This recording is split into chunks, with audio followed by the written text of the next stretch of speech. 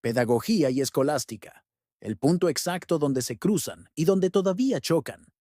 Mira, vamos a ser claros desde el inicio. Cada vez que alguien dice, eso es muy escolástico, normalmente quiere decir rígido, autoritario, poco pedagógico. Pero aquí está el problema.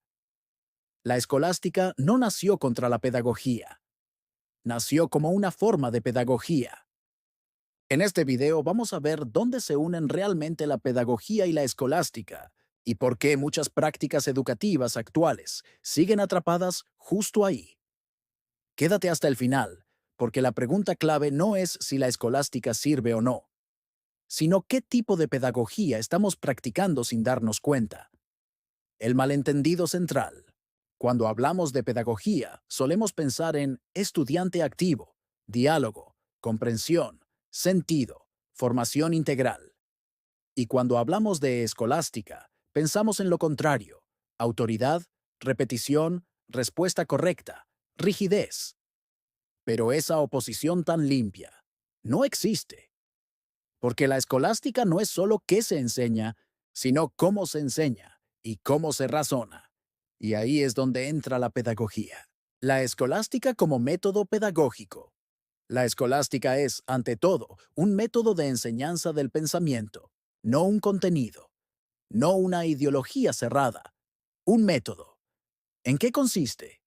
Plantear una cuestión, escuchar posiciones opuestas, analizar argumentos, ordenar la razón, llegar a una conclusión fundamentada. Eso, pedagógicamente hablando, es enorme, porque aquí el estudiante no solo escucha, aprende a razonar dentro de un marco. Y ojo, tener un marco no anula la pedagogía. Lo que la anula es no hacerlo consciente.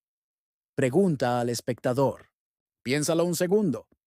Cuando en clase pides definición, argumento, justificación, conclusión, ¿eso es tradicional o es entrenamiento cognitivo? Depende cómo lo uses. Y ahí está el cruce, donde la pedagogía y la escolástica se encuentran. La unión real entre pedagogía y escolástica ocurre en tres puntos clave. 1. El valor del método. La escolástica confía en que pensar se aprende, no por inspiración, no por intuición pura, sino por ejercicio guiado. Eso es profundamente pedagógico. La pedagogía moderna habla de andamiaje, mediación, estructuras cognitivas. La escolástica ya trabajaba con eso, aunque no usara esos términos. 2. El papel del docente como guía. Aquí viene algo incómodo. En la escolástica, el maestro sí dirige, pero no solo manda, ordena el pensamiento, y pedagógicamente eso no es negativo. El problema aparece cuando el docente deja de guiar y empieza a imponer. No es autoridad versus pedagogía, es autoridad sin sentido pedagógico. 3. La centralidad de la pregunta. Aunque muchos no lo saben, la escolástica empieza con una pregunta, no con una respuesta. Eso conecta directamente con una pedagogía basada en problematización, conflicto cognitivo, reflexión. El fallo no está en preguntar mal, está en no permitir que la pregunta tenga riesgo. Y aquí viene el quiebre, porque el mismo punto donde se unen es donde se separan.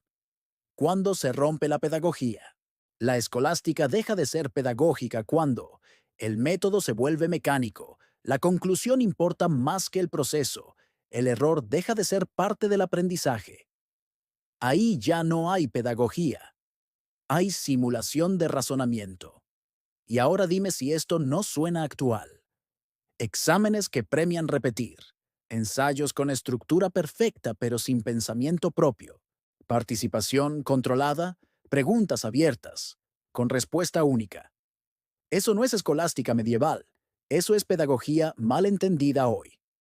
El verdadero conflicto. El conflicto real no es escolástica versus pedagogía moderna. El conflicto es este. Formamos mentes obedientes o mentes que razonan dentro de límites conscientes. La escolástica apostó por lo segundo, pero muchas veces se quedó en lo primero. Y la pedagogía contemporánea critica lo primero, pero a veces olvida lo segundo. Ahí está la tensión, la idea clave. Tal vez el problema no es que la escolástica esté presente en la educación. Tal vez el problema es que no sabemos cuándo la estamos usando como método y cuándo como dogma.